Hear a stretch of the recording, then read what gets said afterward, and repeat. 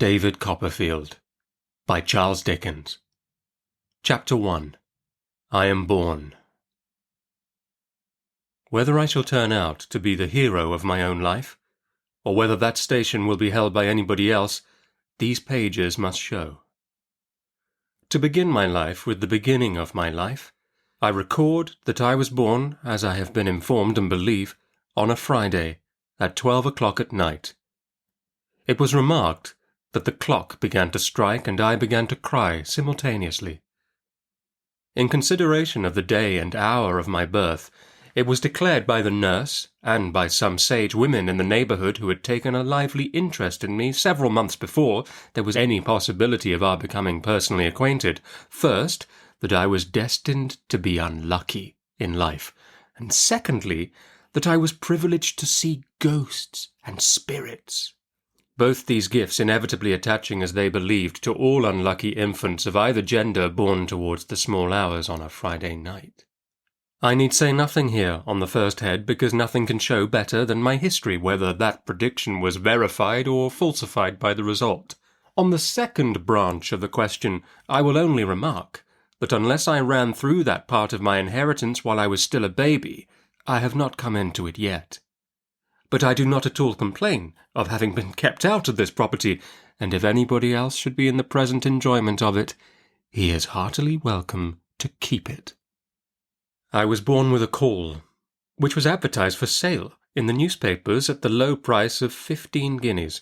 Whether sea-going people were short of money about that time, or were short of faith and preferred cork jackets, I don't know. All I know is that there was but one solitary bidding, and that was from an attorney connected with the bill-broking business who offered £2 in cash and the balance in sherry, but declined to be guaranteed from drowning on any higher bargain.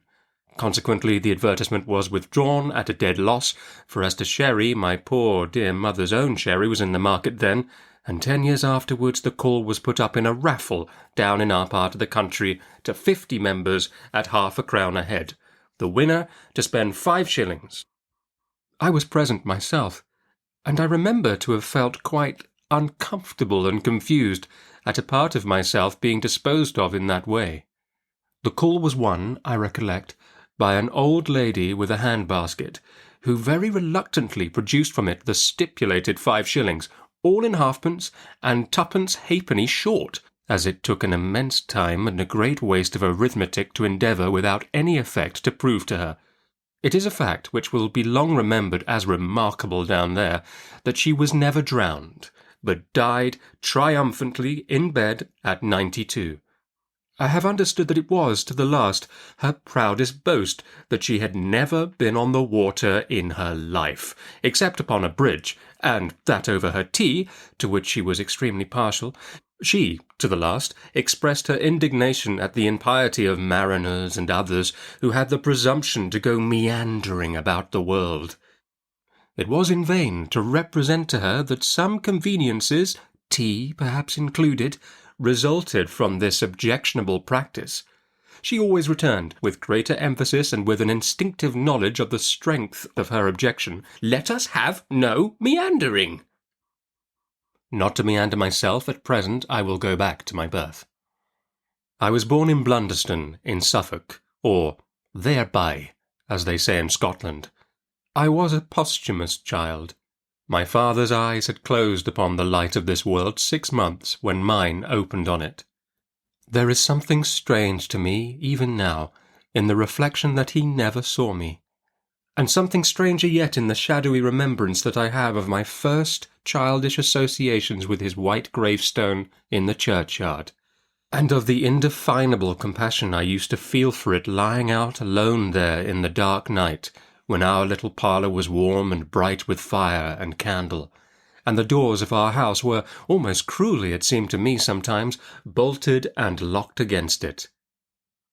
An aunt of my father's, and consequently a great-aunt of mine, of whom I shall have more to relate by and by, was the principal magnate of our family, Miss Trotwood, or Miss Betsy, as my poor mother always called her, when she sufficiently overcame her dread of this formidable personage to mention her at all, which was seldom, had been married to a husband younger than herself, who was very handsome, except in the sense of the homely adage, handsome is that handsome does, for he was strongly suspected of having beaten Miss Betsy, and even of having once, on a disputed question of supplies, made some hasty but determined arrangements to throw her out of a 2-pair-of-stairs window.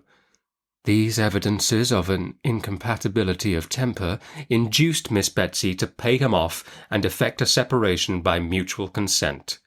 He went to India with his capital, and there, according to a wild legend in our family, he was once seen riding on an elephant, in company with a baboon, but I think it must have been a baboo or a begum. Anyhow, from India tidings of his death reached home within 10 years. How they affected my aunt, nobody knew, for immediately upon the separation she took her maiden name again, bought a cottage in a hamlet on the sea-coast a long way off, established herself there as a single woman with one servant, and was understood to live secluded ever afterwards in an inflexible retirement. My father had once been a favourite of hers, I believe, but she was mortally affronted by his marriage, on the ground that my mother was a wax doll. She had never seen my mother, but she knew her to be not yet 20. My father and Miss Betsy never met again. He was double my mother's age when he married, and of but a delicate constitution. He died a year afterwards, and, as I have said, 6 months before I came into the world. This was the state of matters on the afternoon of what I may be excused for calling that eventful and important Friday. I can make no claim, therefore, to have known at that time how matters stood, or to have any remembrance founded on the evidence of my own senses of what follows. My mother was sitting by the fire, but poorly in health and very low in spirits, looking at it through her tears, and desponding heavily about herself and the fatherless little stranger who was already welcomed by some grocers of prophetic pins in a drawer upstairs to a world not at all excited on the subject of his arrival. My mother, I say, was sitting by the fire that bright, windy March afternoon, very timid and sad and very doubtful of ever coming alive out of the trial that was before her, when, lifting her eyes as she dried them to the window opposite, she saw a strange lady coming up the garden. My mother had a sure foreboding at the second glance that it was Miss Betsy. The setting sun was glowing on the strange lady over the garden fence, and she came walking up to the door with a fell rigidity of figure and composure of countenance that could have belonged to nobody else. When she reached the house, she gave another proof of her identity.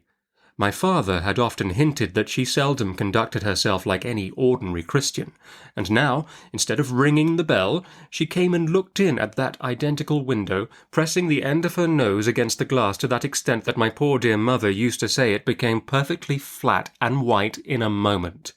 She gave my mother such a turn that I have always been convinced I am indebted to Miss Betsy for having been born on a Friday.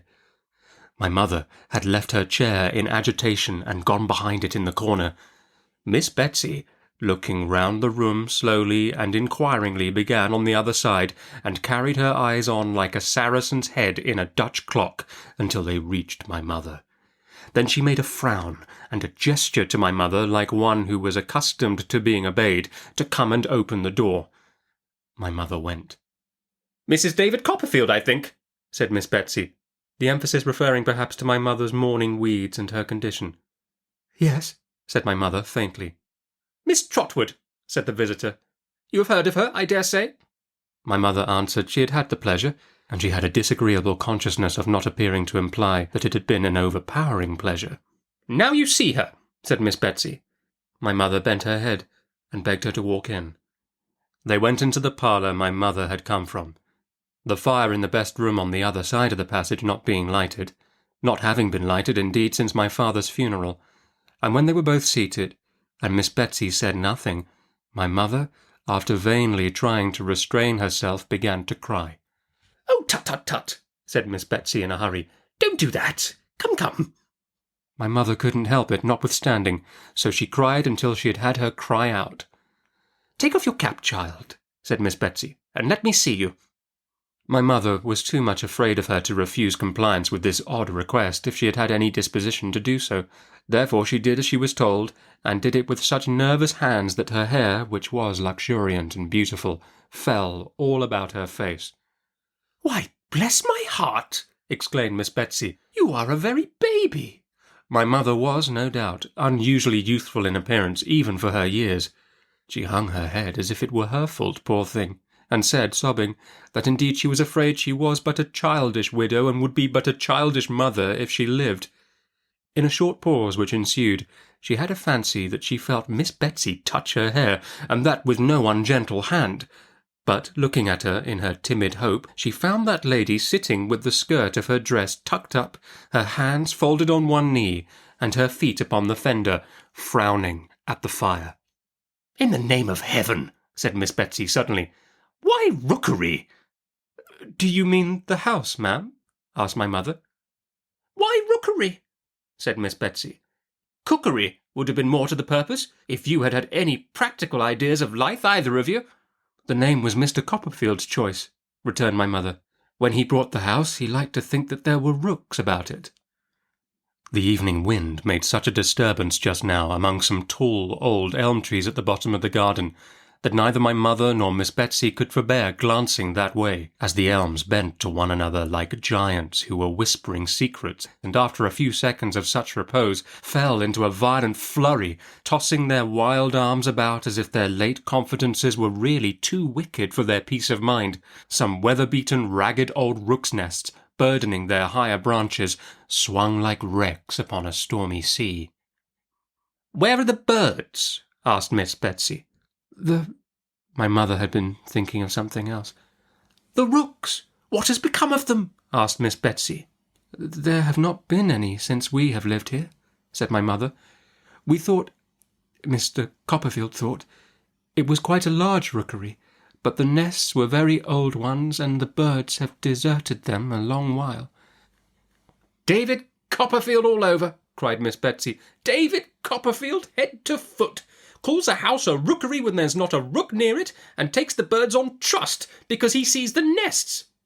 "Mr. Copperfield," returned my mother, "is dead, and if you dare speak unkindly of him to me—" My poor dear mother, I suppose, had some momentary intention of committing an assault and battery upon my aunt, who could easily have settled with her with one hand, even if my mother had been in far better training for such an encounter than she was that evening. But it passed with the action of rising from her chair, and she sat down again very meekly and fainted. When she came to herself, or when Miss Betsy had restored her, whichever it was, she found the latter standing at the window. The twilight was by this time shading down into darkness, and dimly as they saw each other, they could not have done that without the aid of the fire.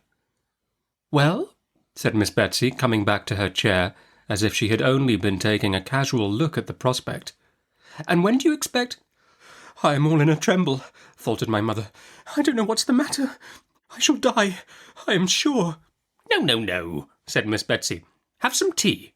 "Oh, dear me, do you think it will do me any good?" cried my mother in a helpless manner. "Of course it will," said Miss Betsy. "It's nothing but fancy. What do you call your girl?" "I don't know if it will be a girl yet, ma'am," said my mother innocently. "Bless the baby!" exclaimed Miss Betsy, unconsciously quoting the second sentiment of the pincushion in the drawer upstairs, but applying it to my mother instead of me. "I don't mean that. I mean your servant girl." "Peggotty," said my mother. "Peggotty?" repeated Miss Betsy with some indignation.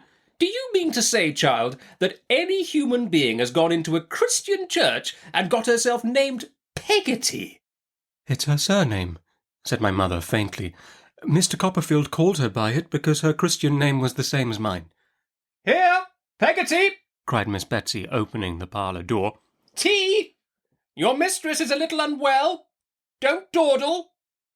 Having issued this mandate with as much potentiality as if she had been a recognised authority in the house ever since it had been a house, and having looked out to confront the amazed Peggotty coming along the passage with a candle at the sound of a strange voice, Miss Betsy shut the door again and sat down as before, with her feet on the fender, the skirt of her dress tucked up, and her hands folded on one knee. "You were speaking about its being a girl," said Miss Betsy. "I have no doubt it will be a girl. I have a presentiment that it must be a girl. Now, child, from the moment of this birth, this girl—" "Perhaps boy," my mother took the liberty of putting in. "I tell you I have a presentiment that it must be a girl," returned Miss Betsy. "Don't contradict.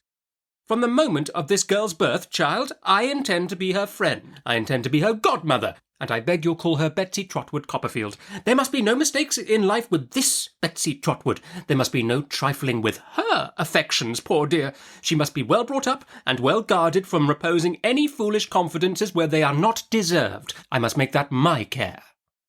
There was a twitch of Miss Betsy's head after each of these sentences, as if her own old wrongs were working within her, and she repressed any plainer reference to them by strong constraint. So my mother suspected, at least, as she observed her by the low glimmer of the fire, too much scared by Miss Betsy, too uneasy in herself, and too subdued and bewildered altogether to observe anything very clearly, or to know what to say. "And was David good to you, child?" asked Miss Betsy, when she had been silent for a little while, and these motions of her head had gradually ceased. "Were you comfortable together?" "We were very happy," said my mother. "Mr. Copperfield was only too good to me." "What? He spoiled you, I suppose?" returned Miss Betsy. "For being quite alone and dependent on myself in this rough world again, yes, I fear he did indeed," sobbed my mother. "Well, don't cry," said Miss Betsy. "You were not equally matched, child, if any two people can be equally matched, and so I asked the question. You were an orphan, weren't you?" "Yes." "And a governess?" "I was a nursery governess in a family where Mr. Copperfield came to visit. Mr. Copperfield was very kind to me, and took a great deal of notice of me, and paid me a good deal of attention, and at last proposed to me, and I accepted him, and so we were married," said my mother simply. "Ah, poor baby," mused Miss Betsy, with her frown still bent upon the fire.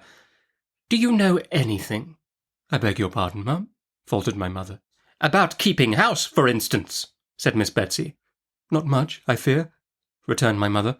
"Not so much as I could wish, but Mr. Copperfield was teaching me." "Much he knew about it himself," said Miss Betsy in a parenthesis. "And I hope I should have improved, being very anxious to learn, and he very patient to teach me of the great misfortune of his death." My mother broke down again here, and could get no farther. Well, said Miss Betsy. "I kept my housekeeping book regularly, and balanced it with Mr. Copperfield every night," cried my mother in another burst of distress, and breaking down again. Well, said Miss Betsy, "don't cry any more.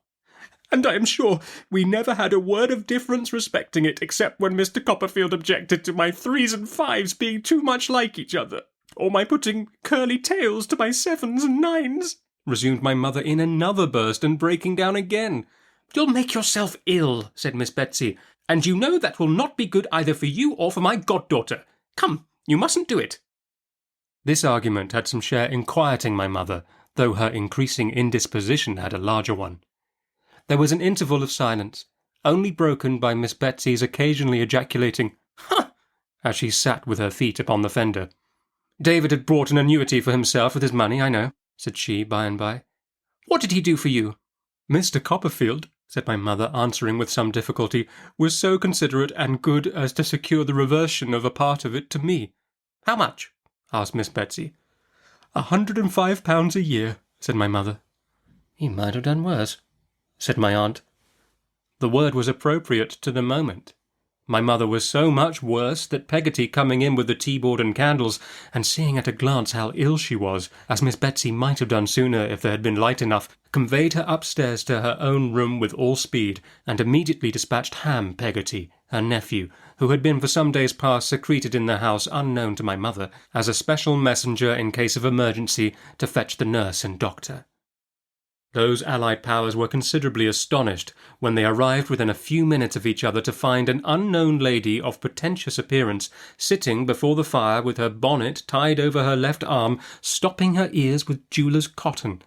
Peggotty knowing nothing about her, and my mother saying nothing about her, she was quite a mystery in the parlour, and the fact of her having a magazine of jeweller's cotton in her pocket and sticking the article in her ears that way did not detract from the solemnity of her presence.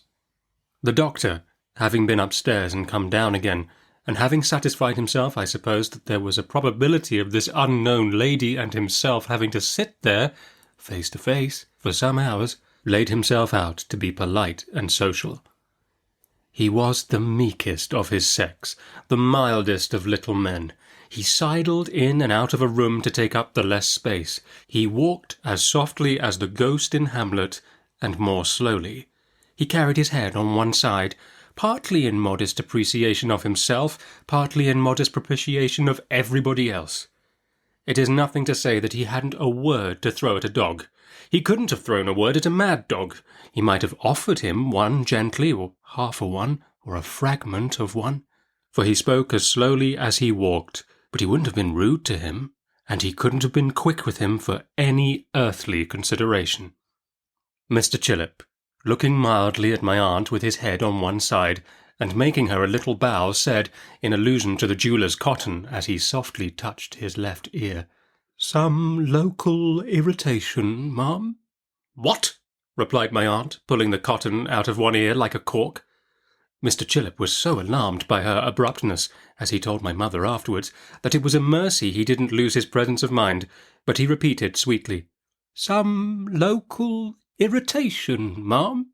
"Nonsense," replied my aunt, and corked herself again at one blow. Mr. Chillip could do nothing after this but sit and look at her feebly as she sat and looked at the fire until he was called upstairs again. After some quarter of an hour's absence he returned. "Well?" said my aunt, taking the cotton out of the ear nearest to him. "Well, ma'am," returned Mr. Chillip, we are progressing slowly, ma'am." "Ah!" said my aunt, with a perfect shake on the contemptuous interjection, and corked herself as before.